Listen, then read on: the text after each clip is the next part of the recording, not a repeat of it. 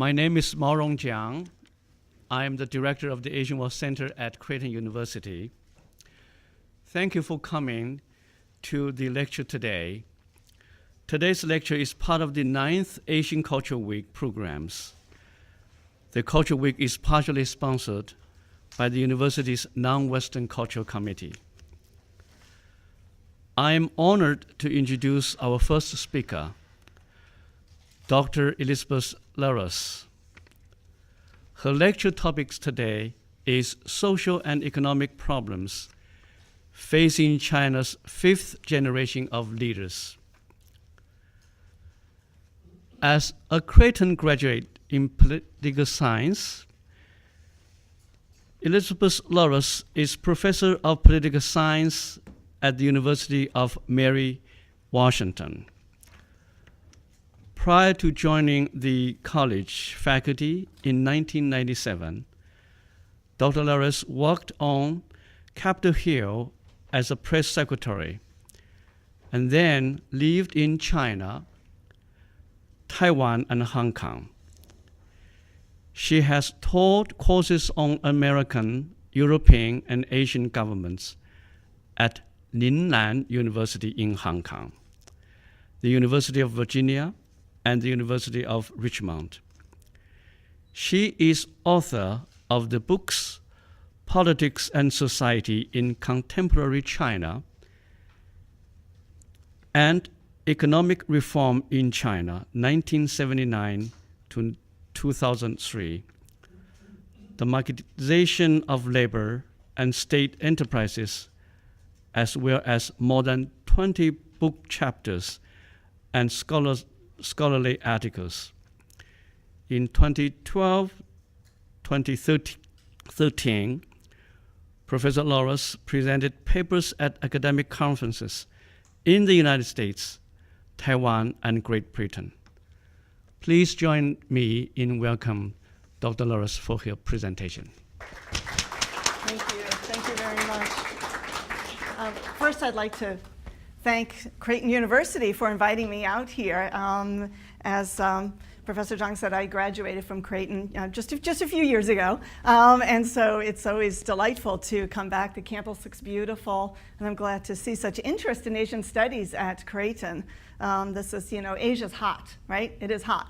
And so get in on the ground floor, because this is really where the future is. On that note, I do want to present a copy of my book, my new textbook, to the AsianWorldCenter. Thank you so much. Thank you. Yes, you're welcome. And then also to the library, the Creighton Library, if you can help me with that. Thank you on their behalf. Okay, thank you. Okay, all right, so today you can see I'm talking about challenges of economic and social development faced by China's 5th generation of leaders. And if you're not familiar with the term 5th generation, I'll go through that in a second. I do just need to clarify, how much time do I have to talk? And then, how much time do I have? You have 40 minutes. 40 minutes to talk. I could talk slow. Okay, all right. Okay, that's plenty of time. Okay, so let's roll right along here. Let's have a little fun with this, all right? Okay, we're not having fun with this. Yeah, what happened? Okay, what's happening here? Am I not pointing at the right direction? Okay, I could just hit the button. When all else fails, hit the button. Okay, thanks. All right, face of middle class China. Okay, this is a young lady who actually recently left China. Her name is Chen Guo. And she had a pretty good thing going on in China. She had a good job, she had an apartment, but she was concerned about her future, about the security of living in China down the road. She was looking at the economic situation, some growing economic uncertainty in China, and also social discontent. She's also looking toward her retirement, taking care of family, and I just really found that it was better to leave China and to come to the United States rather than to stay in China, because of all the problems we're going to talk about in a little while. That said, every year, actually, China loses more people emigrate out of China than are moving into China. Migration into China is actually very limited by the government, so that's one reason. But a lot of Chinese are living because they're finding that not only are there fortunes elsewhere, young Chinese can make good money in China now, but it's lifestyle. It's all those other things that you look at when you're considering your future, not just earning money. And so she, like many of her contemporaries, has left China. So let's look at those reasons why. Okay. Let's look at the basis of legitimacy for China's leaders right now. And that's going to tie into why so many people are leaving. That unless this generation of leadership can really firmly establish and maintain its legitimacy, people are going to lose confidence in the regime. Okay, so very basically, going back to what Political Science 101, we can look at the various sources of legitimacy for regime leaders. And those ways that leaders establish their legitimacy can be by results, okay, very often revolution, right? Revolutionary leaders then have so-called legitimacy. That is the belief on the part of the people that those in power have the right and the authority to carry out decisions, and that those decisions should be obeyed, okay? That's basically legitimacy. So very often revolutionaries have legitimacy because they brought about revolution in the minds of people, positive revolution, right? And so we could think of revolutionaries, we could think of George Washington, Mao Zedong having legitimacy by results. Of course, when Hitler rose to power, right, revitalized post-World War I Germany, he had legitimacy because of results, right? Got industry a year after he came to power up to pre-war levels. Those are pretty good results. All right. Legitimacy by habit. A lot of monarchies have legitimacy by habit. People have gotten used to it. This is just the way it is. This is the way it'll always be. And that doesn't take too much explanation. Historical, religious, or ethnic identity. You look at many political parties around the world, and they have legitimacy because they represent a particular ethnic group, or again, they have historical ties. Look at the Middle Eastern monarchs. The Middle Eastern monarchs are surviving now when dictators are falling, right? Because they have that ethnic identity, also because of historical reasons. So they're able to hang on. And then procedures would be elections, okay? We tend to think that our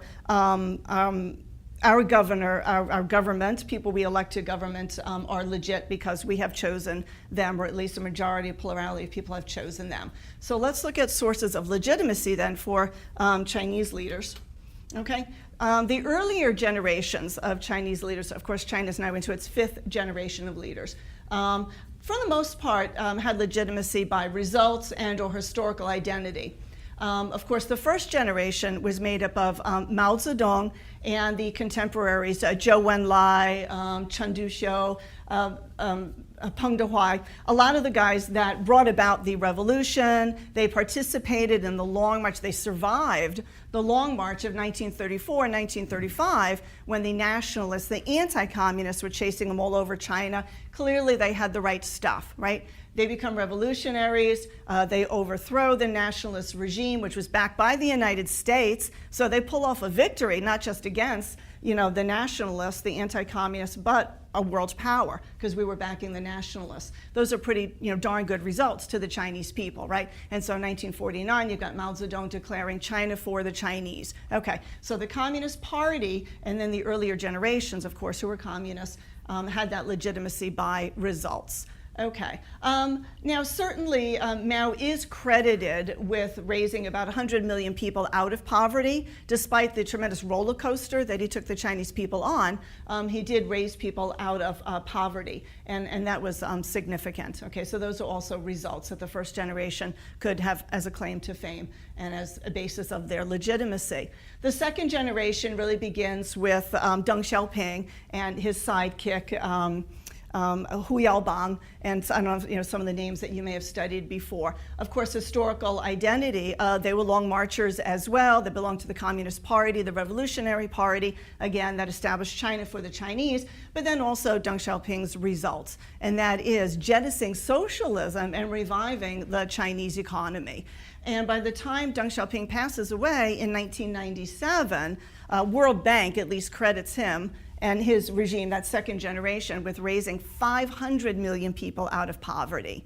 What's the population of the United States? Around 300 million. So we're talking about 1.5 times the US population being risen out of poverty in China in really those 2 decades, around those 20 years when Deng Xiaoping and his cohort were in power. Okay, and of course, Deng Xiaoping introduces China to the world stage, right? He comes to power, we'll say 1979, gradually implements his reforms in 1980, the early 80s. He's pushing against tremendous headwinds, but finally in 1992 and thereafter is able to really implement his reforms. And so China, when I was first looking at China way back when, it didn't have any standing on the world stage. It was not an emerging economy at the time in the early 1980s. If you looked at the top 10 emerging economies in the world, China was not one of them. And of course, one of Deng Xiaoping's goals was to have China emerge onto the world economy, and then not only emerge, but become a significant player in the world economy. And he really very much achieved that by his death in 1997. So he passes away, and then he is succeeded by the third generation, Zhao Ziyang, and a litany of other people. And again, their identity is the Communist Party, and the Communist Party has that historical identity, so they're riding on that. But also, their results are great guns, great gung-ho economic development at all costs. Okay, and if the cost we're going to see is development of, I don't have a map unfortunately right now, of the Chinese mainland, but you'll see most, of course, of the development was in coastal China, particularly southern coastal China, okay? And so, but that was a plan. Deng Xiaoping said, we are going to allow the southern coastal area to move ahead quickly and first. Then we will develop the interior, because the interior is vast, it's slower, that's a long-term project, okay? And so the third generation just goes great guns in developing the economy, but there's not still a lot done for the interior. The fourth generation, historical identity and somewhat results. The problem, though, with the fourth generation is by the time the fourth generation comes around, there is increasing disparity, economic and social disparity in China. And so the fourth generation's task was supposed to distribute the wealth. No, I take that back. Really to bump up and distribute economic growth and development throughout the rest of China. And in fact, the fourth generation did have, well, they had their marching orders from Deng Xiaoping. Again, Deng Xiaoping comes to power in 79, passes away in 97. But he has a plan for China's economic growth and development for decades. And he essentially passes down to the third and fourth generation their marching orders. Third generation, keep going with economic reform, growth and development. Fourth generation, spread it out, okay? Make sure that you take care of the interior. But because the interior is so vast and because of entrenched interests on the coasts, the parties that are getting a lot of the investment from the banks, from the central government in Shanghai, Beijing, Guangzhou, Hangzhou, all those eastern cities, they don't want to share it all with the interior. So even though the fourth generation had this plan, and it's you'll see it translated to English different ways, but it's like the Great Western Development Plan to develop the West. Another term for it is develop the West. And the West is really around 2/3 of China's country. That really never takes off adequately. And so the fourth generation really wasn't able to carry out the marching orders that Deng Xiaoping had left to them. Okay, so now it's up to the fifth generation, right, to make this all work. Okay, so here we go. And of course, Xi Jinping came in as General Secretary of the Communist Party last year, and then also President of State. He has a big head, okay, so he wears 3 hats, right? He is President of State, He is General Secretary of the Communist Party, so he's at the apex of power in the Communist Party. And then, of course, he's also the head of the military. He chairs the Central Military Commission, which is a party entity that controls the military. Okay, so he's a very busy man. All right, so here we have the fifth generation, Xi Jinping and Premier Li Keqiang. All right, what will be the basis of legitimacy of China's fifth generation? Of course, still results, right? But what type of results? Now we're talking about the need for stability and quality of life issues, okay? Hundreds of millions of people have been raised out of poverty. Yeah, there's still quite a bit of poverty in certain areas, in rural areas, in the interior, but the previous generations have been doing a pretty good job of economic growth and development. But there are other life issues, right? People have more money, they're not starving the way, of course, centuries ago they did, but there's more to life than just making the money. They got to look at, okay, taking care of the elderly. They've got tremendous environmental problems. If you've been to China, you're aware of the environmental problems there, and a whole host of problems that we'll get to in a minute. So it's really on the basis of dealing with these problems I'm going to go through that they will establish their legitimacy if they're going to have it. So let's start with demographics. Wow. When I was your age, if anyone had, well, your age, if anyone had told me that China would have, a labor shortage, it would have been laughable, right? And they do. Actually, just this year, the chickens have come home to roost. China is now facing a labor shortage. China has a population of 1.3 billion people, right? Largest population, most populated country in the world. India comes second with 1 billion, and then down from there. Okay, and so yeah, someone asked me right before the lecture, what, there's not enough people, 1.3 billion, there's not enough people to work? Look at the generations, though. Look what's happening in China. As you may or may not have studied, very soon after Deng Xiaoping came to power, the Chinese communists implemented this one-child policy. And that is Han Chinese, which is 92% of the population, in urban areas were restricted to one child, okay? In rural areas, they could have more than one. They could have two if they were farmers. And then in the countryside especially, if the firstborn was a girl, because in the interior, most people were still farmers, then they could have a second child hoping for a boy. And then China's ethnic minorities theoretically did not have a limit on children. They were encouraged to only have two at the most, but many local cadres, overzealous local cadres really enforced a one-child policy throughout much of China, even though there were these exempted groups. But again, most people in China, 92% of the population is Han, and particularly amongst the urban Chinese, they could only have one child. Okay, and so 1979, you younger people, you were born after 79, right? So we're talking now 1-2 generations now of just one-child families. So look at 1953, okay? Mao Zedong and the communists established the People's Republic of China in late 1949, right? And so really just 3-4 years after that communist victory, let's look at the demographics, okay? More than 36% of China's population was under the age of 14, and only 4% were over the age of 65. Okay, I don't know, what does that mean to us? Let's compare with today, okay? You have more than 23% under the age of 14, so compare, right? There's been a bit of drop from 36 to 23, and then 9% over 65. Okay, so just look at the trend, the trajectory of those numbers. You have an aging population, okay? And so when we're talking about labor, and when I talk in a few minutes more about healthcare and who's taking care of all the elderly, that's a whole nother issue, right? Okay, so talking about labor, what has been happening is, yes, people, these babies, right, they grow up and they look for jobs, and because of the failure to develop the West, of course, a lot of them migrated to cities.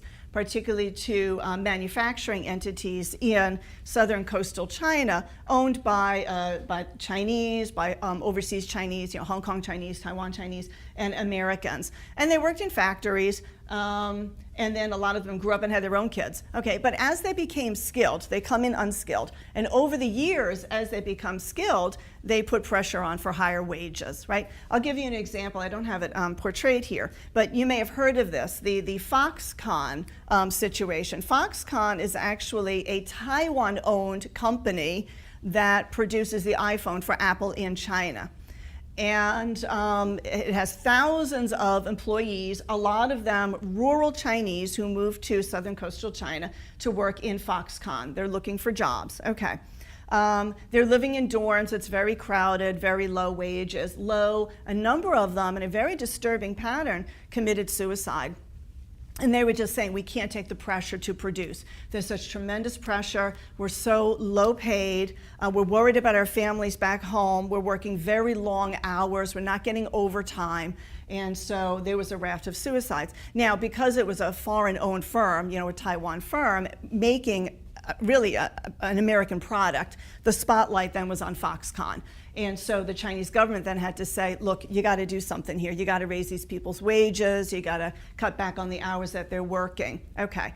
And so replicate that situation where people start demanding higher wages. If you don't give me a higher wage, I'm going to go work for another company. And so wages now have gone up across China, and it's becoming more expensive to produce there. So you will not see a flood of American and foreign firms leaving China. What you will see is maybe they will move 10, 20, 30, 40% of their production elsewhere. Okay, they might move it back to the United States, because compounded with the change in demographics and the rising wages, there's still a significant amount of corruption, red tape.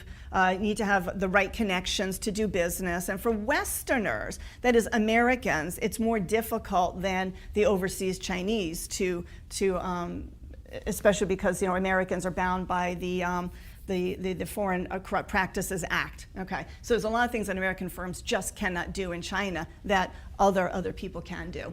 And so compounded by the rising costs, some companies are moving a certain amount of production back to the United States. And if they don't move back to the United States, then they will look for the next low-wage place, which right now is Vietnam, Malaysia, increasingly it'll be Burma, still the Philippines, okay? And so it doesn't necessarily mean that American manufacturing is going to come back to America.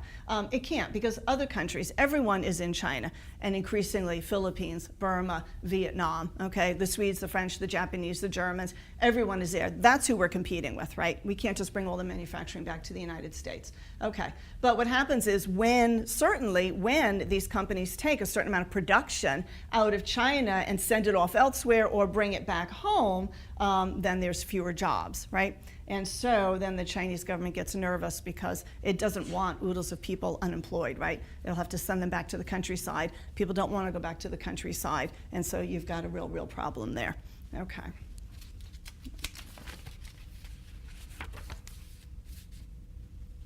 A little fun fact here I've written down.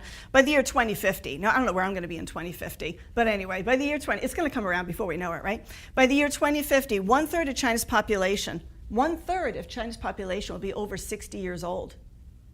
Wow, think about that for a second, right? Who's going to be supporting all those old people, and who's going to be working, right? So what's the solution? Certainly one approach is for China to transition away from what's called labor-intensive industry, right? Making the cheap plastic toys, the apparel. Labor-intensive industries are those industries where, well, you just need a lot of cheap labor. And China, in the last, in previous decades, had a nearly inexhaustible supply of cheap labor. That was its comparative advantage, okay?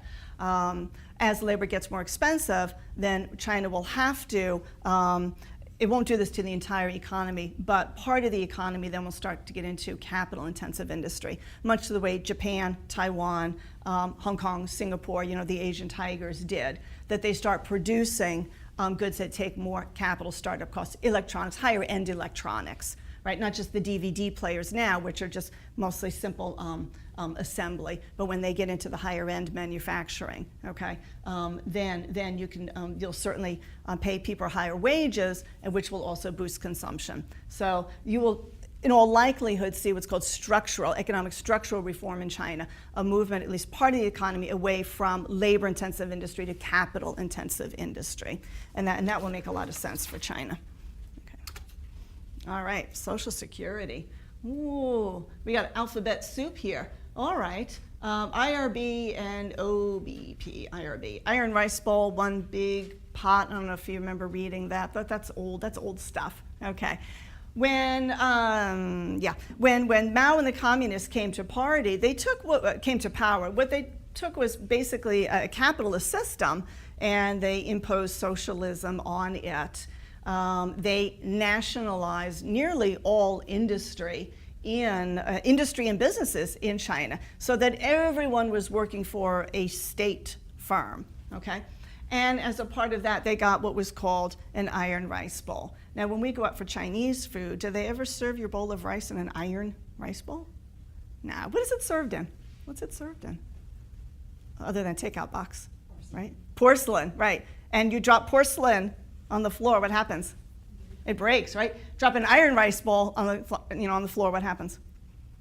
Better watch your toe, right? Yeah, it'll stay intact. So the iron rice bowl was it was a whole set of benefits. It was really, a guarantee of lifelong job tenure and associated benefits: housing, health care, education for the kids, and retirement pensions that employees did not have to contribute to.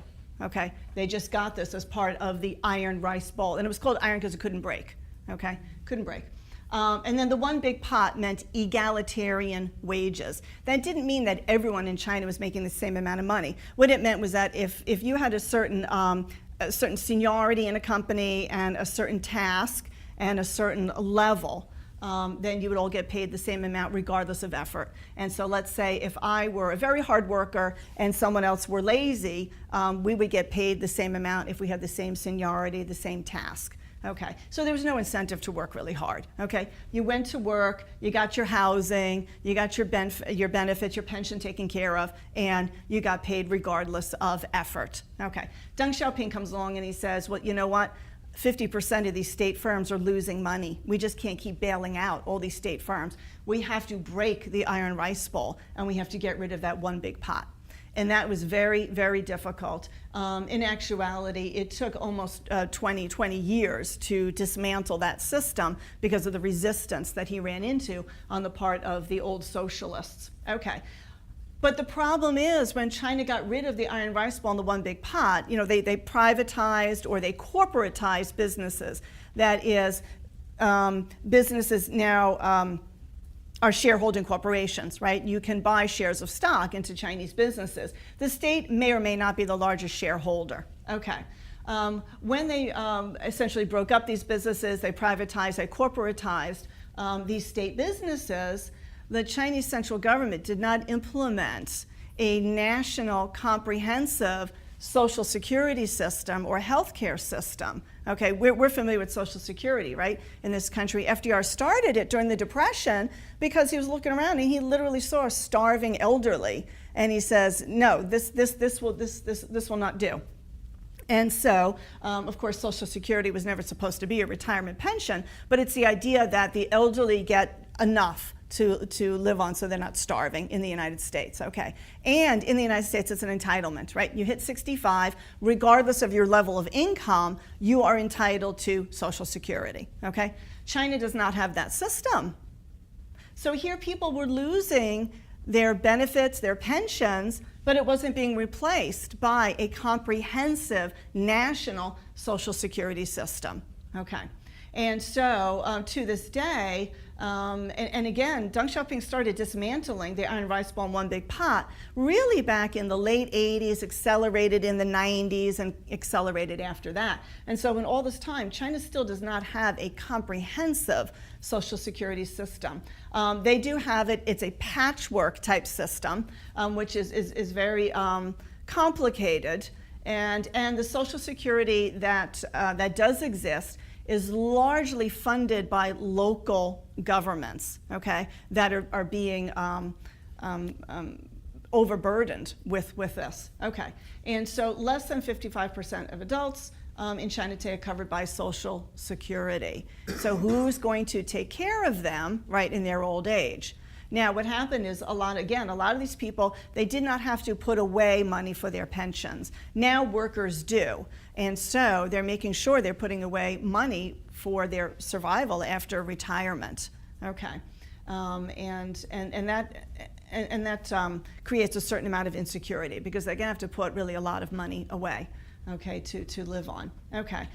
Pensions that they might still get from a company are very small and really not enough to live on in retirement.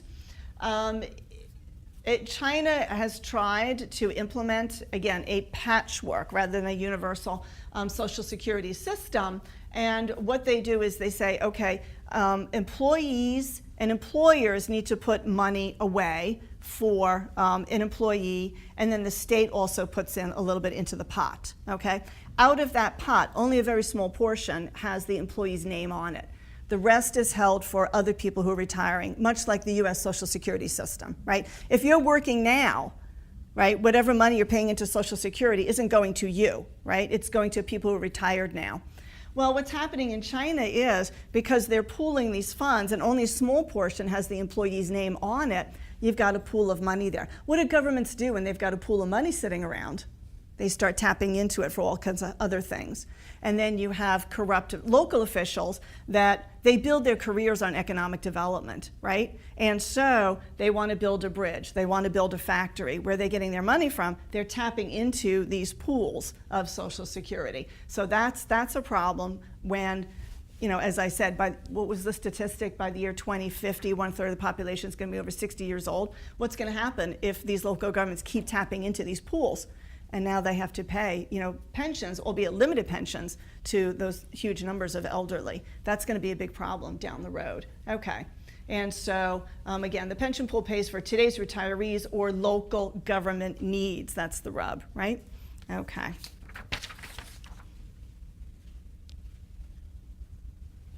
You know, on this note, and this is a theme I'm going to actually keep coming back to, is because of these issues, the aging population, Social Security, lack of health care, typical Chinese save like crazy, okay?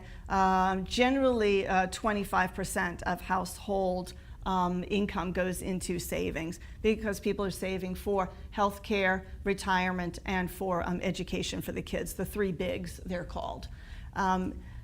As you probably know, much of China's economic growth and development in the last 30 years has relied very heavily on export earnings, right? I mean, again, you go to the store, go to Walmart, used to be made in America stuff, right? Now it's all like made in China stuff, right? Everywhere you go, everything's made in China, China, China. China is exporting like crazy because, number one, all those manufacturing industries employed people who left state employment when the iron rice bowl and the one big pot were broken up, right? So they need those manufacturing entities for employment, and also, of course, it brings in revenue to the country. All right, but the problem is when you have an economic recession in the United States or a global slowdown, like, you know, it came out of the financial crisis in 2008, people buy fewer Chinese goods. Chinese exports slow down. What happens to the Chinese economy? The Chinese economy slows down. Everyone's all excited, right? For 30 years, China's economy has grown on average by double digits, around 10%, okay? The last year or two, they've slowed down to 8-7%. Everyone's all excited, oh, China's gonna collapse. I don't think so, right? We would love to have that kind of growth in this country. But still, if we are buying fewer Chinese goods, then less money flowing into China, economy slows down. So again, they have to restructure their economy. They want to rely less on exports, more on consumption, okay? If you look at American GDP, right, the components of economic growth in the United States, part of it is consumption, part of it's export earnings, part of it is government spending. Of those three, consumption, we're surprised by that, right? Consumption is the highest. Don't quote me on this, but I think that consumption is around 60 to 70% of American GDP. Okay, again, don't quote me. But in China, it's very small, 20, maybe 30%. Okay, they're still very reliant on export earnings.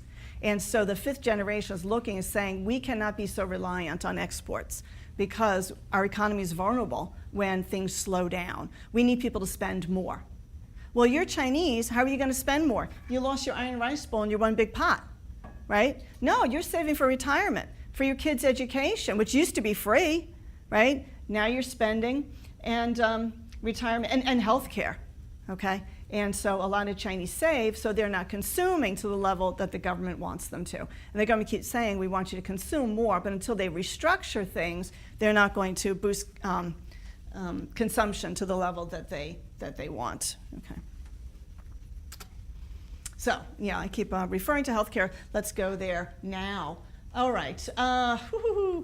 Okay, under the iron rice bowl and one big pot systems, the old states, the cellular economy that Mao created, again, people received rudimentary, basic health care, but it was pretty much universal.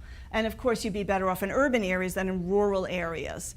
The central government mandated that there would be healthcare clinics in the countryside. And again, very rudimentary. A rather derisive term for these practitioners out in the countryside was barefoot doctors. People that had just very basic training, okay, that would give you a shot, take a temperature, that kind of thing. After really the collapse of the socialist system, or the jettison of the socialist system and the move toward capitalism, a lot of the doctors left the countryside because it just didn't pay. They went to the cities and made money. And so out in the countryside was, and in some areas to this day, is very difficult to get any kind of health care. Hospital, you have to really travel to a hospital, and then you have to pay up front. And the peasants can't afford it, so they end up going untreated until it's catastrophic, and then the family has to go into debt to pay the doctor at the urban hospital. It might be 3 or 4 hours away. Okay, and so for about a decade and a half of that, the Chinese government says, we got a disaster on our hands here because we do not have adequate resources, health care coverage, insurance for these people. Okay, and so they did start various programs, but they're rather spotty. Okay, notice the central government spends actually relatively little of its national income on health care, less than 1% of GDP, among the lowest in the world. Now, the Chinese government says we still are a poor country. Per capita income, average per capita income in China is, I'm rounding up, $5,000. Actually, World Bank says it's 4,000 something. Okay, so 5,000, but that's the average because China has millionaires and billionaires now, okay? There are still 200 million Chinese living in China that live on less than $1 a day. Again, the US population is, 300 million? So think about 200 million living on less than $1 a day, okay. And again, per capita income about 5,000. And so that's the middle to low tier of developing country. And so the government says we're a relatively poor country. We can't spend, and we have a huge population, by the way, right? And so, but even amongst poor countries, China's central government spends relatively little on health care. Okay, and so what happens is people have to pay out of pocket very often. And again, very often they're waiting for that catastrophic illness like a cancer, aneurysm, tumor, things like that. All right. Notice households save 25% of income for a calamity. Do you save 25% of your income? What Americans before 2008 was negative, right? We were in debt. I think savings was like -2%, right? So that's incredible. Okay. And up until recently, this figure is starting to change, but until recently, more than 7% of rural household expenditures was just spent on health alone, okay? Because again, rural areas are very poor, and so proportionate to their income, they're spending a lot on health. Okay. And so the Chinese central government then came up with various plans for different constituencies in the population and for different areas. The first one we'll talk about is the urban employee medical insurance system. That's a mouthful. Okay. Pretty self-descriptive, right? Again, this is insurance. Now, insurance means that people have to buy into it. Okay, some of it's subsidized by the central government or the local government, depends on where people live. Okay, but it's also something that people have to buy. Remember, under the old Maoist system, they didn't have to pay for their insurance. Okay, so now people are paying for their insurance, but it only covers about 17% of medical costs. A lot of exemptions. Okay, a lot of things that it doesn't cover. Okay, so that's for the urban employed. All right, but in Chinese cities, there are a lot of unemployed or people working in the informal sector, which they're migrants. Okay, they're migrants from other areas of China, and they might be working like off the books. Okay, the informal sector is that sector that is not taxed. Okay, that the government is not collecting tax on them. Also, not mentioned here, something that complicates the migrants' situation in getting benefits is China still has a residency card system. It's not as important as it used to be, but they still have it. It's called a hukou. I don't know if you've heard of that term before. But everyone who is born gets a residency card that states their birthplace and their family's occupation. And it used to be in the old Maoist day that, let's say if you had a farming hukou in rural Anhui province, you could not just move to a city and get a job. Because number one, there would be no place to live, no one would hire you in a state firm because you didn't have that, let's say you were going to, what did I say, Hangzhou or Shanghai? You didn't have the Shanghai hukou, you had an Anhui farmer's hukou, okay? China still uses that residency card system. The reason that the Maoists did it, and they borrowed actually a program from an earlier imperial system, is as they were developing the urban areas, they did not want this mad influx of hundreds of millions of Chinese to urban areas, because they would then overstress the urban areas. And so it was a way to segment the population, urban China versus rural China. Okay. But now with foreign businesses in China, a foreign business doesn't care that, oh, you don't have the right hukou. Just come, work for me, I'll pay you, sleep in the dorm, I'll give you, some food every day. Okay. But for services, you really need to have the proper hukou for education, for healthcare, okay? So China has, and I'm rounding here, around 200 million migrants. 200 million. They're called the floating population. They come from the countryside. They may be seasonal labor. They go and work in the cities for a while. Then at harvest time or planting, they go back home and they help the family. Then they go work in the city again. And it could be a close city or it could be a 37-hour train ride to coastal China. So they ebb, they flow. So if you go to China and you look at the trains, public transportation, they're just mobbed. The train stations are mobbed with these migrants. 200 million people, right, floating around the country. It's huge. Well, again, most of them don't have the requisite hukou. Okay, so there is this unemployed, the urban resident basic medical service for the unemployed. But notice it's a subsidized voluntary public health insurance. It's voluntary, so people don't have to pay them, they don't have to buy it. So if a migrant gets sick, more than often he or she will not go to hospital. There are these so-called black clinics in back alleys in Beijing, Shanghai, other urban areas where the migrants will go to. And they're really substandard, very, very substandard. Okay.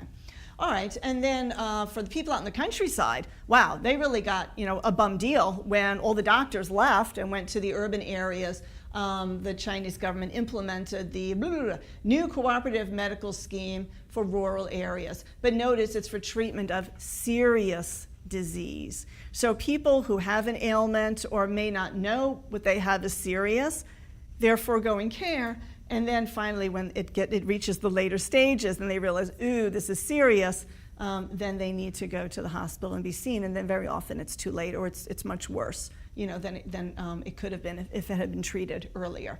So there are these programs A few years ago, the Chinese government accelerated the numbers of people, bringing people into these. Now, most people belong to one of these and have some type of insurance. But again, they're paying for it. So it's money out of their pockets, and it doesn't cover everything. It's not universal. It's not single payer like UK, Canada, or Germany.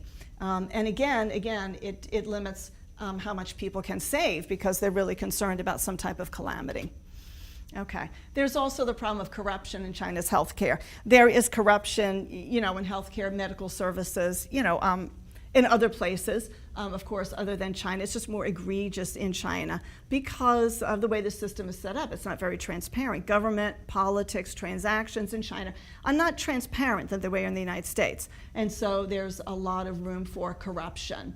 What has happened now is, particularly in the urban hospitals, one way for the hospitals to make money is for the doctors to prescribe serious procedures when something more simple can be done. They prescribe excess amount of drugs because they get money selling the drugs, and then they order up a lot of tests because the more tests they order, the more money they make. Okay, and so it's also, if you go to, not if you're a foreigner, but if you're Chinese and you have to go to the hospital in an urban area, there were so many people that were going into the hospital, getting treatment and leaving and not paying, that you have to pay up front for your care. And generally, it's quite a lot of money, and then you get like a rebate, or you get some money back if you didn't use it all when you or your relative leaves. Okay. Also, the doctors, of course, are relatively busy. So how do you bump up to the front of the line? You give them the hongbao. And hongbao were these red envelopes. You might be familiar around Chinese New Year. Adults will put, a little bit of money or something in them for, kids at Chinese New Year. But the term hongbao now means a bribe, okay? And so for someone in your family to get medical care, timely medical care, a lot of people have to pass the hongbao. And that is an increasing problem in China. And of course, who can't pay, right? The rural poor, the urban poor, and so what China is ending up with is a bifurcated healthcare system where the people who can pay get decent care, and the hospitals in the major cities are wonderful. They're beautiful, nice technology, very, very, very good care. But for again, people who can't afford or can't afford the hongbao, the treatment is not as good. Okay, do I need to talk about environmental concerns? Check that out. My goodness. I distinctly remember having a conversation with a friend not too long ago. He had gone to Beijing, and he was on the airplane, and he told me that he couldn't even see the end of the runway because of the pollution. I remember going to Beijing one time and looking out my hotel window, and it was just overcast. And I thought, oh, it's going to rain today, better take the umbrella. And it never rained. The second day, it looks like it's going to rain, take the umbrella. Third day, take the umbrella. Finally, by the fourth day, I realized it's not going to rain. That's just the air. It just looks like that, And it has gotten worse, actually, since that time that I'm telling you about. Actually, a lot of foreign companies now are finding difficulty in filling positions in Beijing, which is pretty far north, Xi'an, which is north and west, Shenyang, northern areas. Particularly the closer you get to the Gobi Desert, Inner Mongolia, they have those tremendous sandstorms. China has sandstorms in the spring, and the most immobilizing sandstorms would happen maybe once a decade. That now recently it's every 5 years, and more recently it's been every year. I think it was maybe about 3 years ago. There was such terrible sandstorms in mainland China that the sand, the fine particles, the dust, they blew over to Hong Kong and to Taiwan, which is 100 kilometers off of Fujian province, southern coastal China. They actually had to shut down the airport, Chiang Kai-shek Airport in Taiwan, because of lack of visibility, and that was coming from China. Okay, and particulates actually have been found not just in California, but further in, what's a state in or two? Nevada, I'm trying to think, go in a little bit, we'll see. Utah? Yeah, Nevada, okay. Yeah, okay. So, I was just reading an article in Wall Street Journal recently that Chinese airlines are hiring a lot of Western pilots, and they pay a lot of money And some of the pilots are okay because they're not living in this soup all the time. But if they have to move families and be based in China, a lot of them, are turning it down even though it's high pay because of the respiratory ailments in particular that people are coming home with. Okay, so yeah, what can I say? China suffers from soil, air, water pollution, and this is largely because of great guns, economic growth at all costs. Mao began it. It accelerated, of course, in the post-Mao years. When Mao and the Chinese communists socialized or nationalized the Chinese economy, they adopted the Soviet form of growth and development, and that was emphasis on heavy industry. Heavy industry that, steel making and cement making, machine tool factories, and those early manufacturing plants, those factories were extremely energy inefficient, as a lot of them still are, and just belched out a lot of coal effluent. China's coal, unfortunately for China, is particularly dirty. Okay, American coal, Indonesian coal has lower sulfur content, and so it's not as polluting. But Chinese coal has a very high sulfur content, and so they would use it for industry and also for home heating in the north. And then at the same time, I don't know if taking a Chinese history course, a political science course, I don't know if you remember the Great Leap Forward, where Mao said, in a decade, Chinese economy is going to leap ahead of the Soviet Union, Great Britain, and the United States. This was in the 1950s, and those were the economic powers at the time. And China, which again was dirt poor, was going to leap ahead of these industrial powers. How were you going to do that? You were going to mobilize the masses. And he had people building backyard, they were called backyard furnaces. They were rudimentary steel mills that, like, okay, we're in class here, and the ding, ding, ding, the bell goes off, and we all have to go out there. What is that plaza called? And we all have to make steel, okay, for the country, and then also to support North Korea. All right, and so how do you get your fuel source, right, to feed these rudimentary steel mills? You chop down the trees, right? So in the Mao years, China suffered from tremendous deforestation, leading to desertification, which leads to the topsoil blowing away, which leads to this type of a problem. And then again, as the Chinese communists embraced rapid economic growth, and again, if you are a party cadre out in a local area, you get promoted according to how much growth and factories you bring to your area, right? Not how nice you are to the people, how you listen to the people, right? And so they turned a lot of China's agricultural land. China's a shortage of agricultural land in the first place, but local cadres turned agricultural land into factory land, turned into factories, highly polluting, okay, to boost their careers.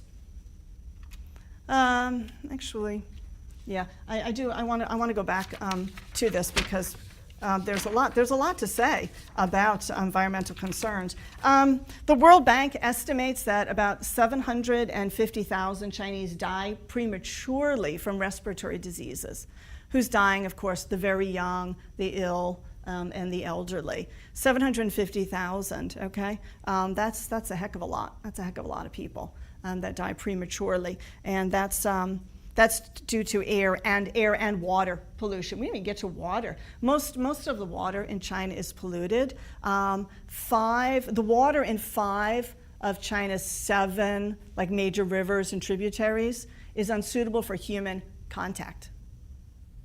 Wow! Don't drink the water if you go to China, right? Yeah. Don't drink the water. What do we think the farmers are irrigating with? Polluted water, right? Yeah. And then to boost production, they've used a bunch of arable land to turn into factories to employ people to build careers. What's left of the agricultural land has to produce more and more and more and more. How do you do that? Use a lot of fertilizer. And where does that run off to? Right, that runs off into the water. Okay. Then there are fishermen in China. Used to make a living along the rivers, right, and the lakes, fishing. Well, what happened to their livelihoods, right? So they're losing their livelihoods, and if they go into the water to fish, to catch fish, take their boats in and out, they're getting skin lesions, all kinds of problems. Okay, And again, who's going to take care of all these sick people, right? They don't have universal health care. People are saving money to pay for health insurance, and you have an aging population, so you're going to have more and more people that are going to need care because of these concerns. Okay. Are we sobered? Are we suitably sobered now? You have 5 minutes. Oh, okay. I didn't realize I was. To the end of the event. Okay, all right, let's just get there. Rural-urban disparity, as you guessed, there's an increasing income gap. I don't know if you're familiar with the Gini index. It measures income disparity. Brazil used to have the highest gap between, rich and poor. China, still nominally a communist country, is approximating the Gini index for Brazil. And that's not going down very well with a lot of people, right? Okay, I think I went through some of these stats already. Still a lot of poor people, so they migrate to the cities, and they have much difficulty. Again, they're migrating to the cities because of something called urban bias. And this is something that a lot of developing countries do. They put their resources, their investment into urban areas, because that's where you have the concentration of the population, and if they're not happy with you, they overthrow you, right? Not in the countryside, because people dispersed out there, they're marginalized. It's harder for them to organize and overthrow you. And so because of the development in the cities, and people want to come to the cities, and then they end up, taxing those resources. Also, in the countryside, people are leaving because what do you think happens when the local cadre confiscates land and turns it into a factory? They're losing land. Farmers in China don't have property rights. They do not own the land. They lease it from the government. So when the government official comes and says, oh, it looks like you have some corn coming up there, too bad, we're going to make this into a factory, they really, they go, they protest, they write letters to the government, they might go to Beijing, and then it's generally not resolved. Yeah. I think I read a statistic somewhere, like in 2010, 3 out of 2,000 cases were favorable resolved, in the for the claimant. Okay, so as you can imagine, there's growing discontent in China. There has been discontent in rural China for decades, particularly over egregious land grabs, the presence of poverty when the Communist Party said we're going to raise you all up. It's increasingly spreading to cities. And you'll see a lot of demonstrations. You don't see it in the Western media so much, right? We don't cover it so much, but increasingly, people in cities are discontent, and they're coming out and they're protesting, and they're letting the government know that. Especially as growth rates decline, inflation has gone up, and then corruption and crony capitalism as the leadership and the princelings, the sons and the daughters of the leadership, are running businesses. They're literally getting away with murder. Out in Chongqing, Bo Xilai was a rising star in the Communist Party. His financial advisor ends up dead. His wife is accused of murder for it, and it goes on and on and on. Really wacky story there, big corruption scandal there.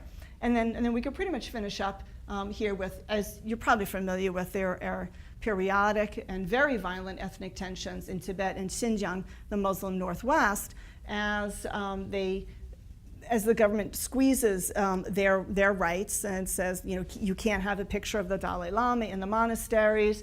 In Xinjiang, the kids cannot learn Arabic in the schools. Then the people, they protest that, they fight against that, and then the government comes in with what is called strike hard campaigns and pummel the people down. And then they're upset by that, further threatening the stability of the country. All right, so there we go. So what's the fifth generation left with? Yeah, some problems, right? And how are they going to deal with them? People in China are increasingly aware of the problems. During Mao's day, there wasn't much awareness because the media was all state-controlled, right? The media in China today is largely private.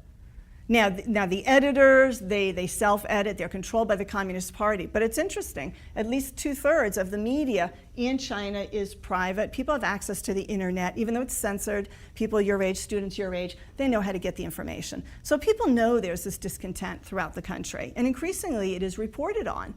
And so they're looking at Xi Jinping and Li Keqiang and saying, what gives? We need to work on a lot of these problems that we have here. And if we don't, then we're going to have a very unstable future, and I might just end up like, the girl in the beginning of my presentation and leaving, if at all possible.